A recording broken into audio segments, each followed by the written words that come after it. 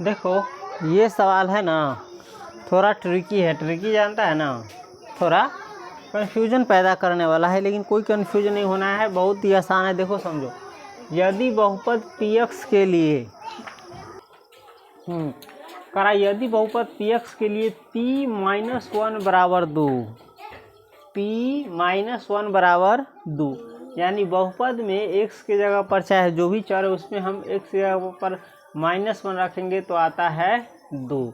इस पर विशेष ध्यान देना। तो बहुपद px को, x वाला बहुपद है ये, px को x+1 से भाग देने पर शेषफल क्या होगा, है ना। सबसे पहले तो x+1 से भाग देगा तो इसमें x का मान कितना आएगा, शून्यक से x का मान -1 आएगा, +1 उधर जाएगा तो -1 नहीं आएगा। तो हम किसी बहुपद में माइनस आया है तो यानी x का जगह पर -1 रखेंगे, तो -1 रखा है, और -1 रखने से उस बहुपद का जो मान आता है वही क्या होता है, शेषफल होता है। तो इसमें ऑटोमेटिक इसमें दिया हुआ ही है यह शेषफल बराबर कितना है, 2। फिर भी पूछ रहा है घुमा करके x+1 से भाग देने पर शेषफल क्या होगा, तो शेषफल क्या होगा, या तो देवे किया है कितना होगा, 2, है ना।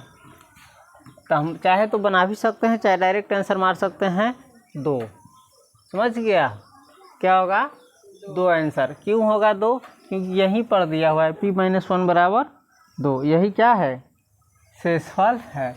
या अगर बनाना चाहेगा तो लिखेंगे x+1 बराबर 0 से x बराबर कितना होगा, इसी से भाग दें -1, और इसीलिए और तथा दिया हुआ है, दिया हुआ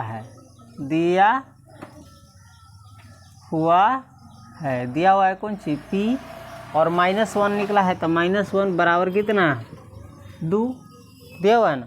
अतः शेषफल यही हमारा निकल जाता है, शेषफल बराबर 2 आंसर। तो शेषफल कितना होगा, 2।